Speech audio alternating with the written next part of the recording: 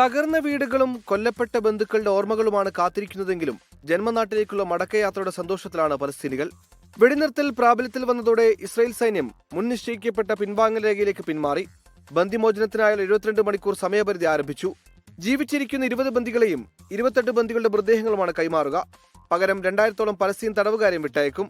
5 ജീവപര്യന്തം ശിക്ഷയ്ക്ക് വിധിക്കപ്പെട്ട പലസ്തീൻ നേതാവ് മർവാൻ ബർഗൌട്ടിയെ വിട്ടയക്കില്ലെന്ന് ഇസ്രായേൽ അറിയിച്ചിട്ടുണ്ട്. തിങ്കളാഴ്ചയോടെ ബന്ദിമോചനം സാധ്യമാകുമെന്ന് അമേരിക്കൻ പ്രസിഡന്റ് ഡൊണാൾഡ് ട്രംപ് വ്യക്തമാക്കി. ഞായറാഴ്ചയോടെ പശ്ചിമേഷ്യയിലേക്ക് ട്രംപ് പോകും. ഈജിപ്തിൽ നടക്കുന്ന വെടിനിർത്തൽ കരാർ ചടങ്ങിൽ പങ്കെടുക്കുന്ന ട്രംപ് ഇസ്രായേലി പാർലമെന്റിനെയും അഭിസംബോധന ചെയ്യും. അതിനിടെ ബന്ദിയാക്കപ്പെട്ട മുഴുവൻ പേരും തിരിച്ചെത്തില്ലെന്ന് ഇതാദ്യമായി ടെലിവിഷൻ സന്ദേശത്തിൽ ഇസ്രായേൽ പ്രധാനമന്ത്രി ബെഞ്ചമിൻ നെതന്യാഹു സൂചിപ്പിച്ചു. അതിനിടെ ഗസയുടെ ഭരണം വിദേശീയർ ഏറ്റെടുക്കുന്നത് അംഗീകരിക്കില്ലെന്ന് ഹമാസും പലസ്തീൻ ഇസ്ലാമിക് ജിഹാദ് അടക്കമുള്ള സംഘടനകളും വ്യക്തമാക്കി. മാനുഷിക സഹായം വഹിച്ചുകൊണ്ടുള്ള 6000 ട്രക്കുകൾക്ക് പ്രവേശിക്കുന്നതിനായി ഗസയിലേക്കുള്ള എല്ലാ വഴികളും തുറക്കണമെന്ന് UN ഫോർ പലസ്തീൻ റെഫ്യൂജീസ് ആവശ്യപ്പെട്ടു.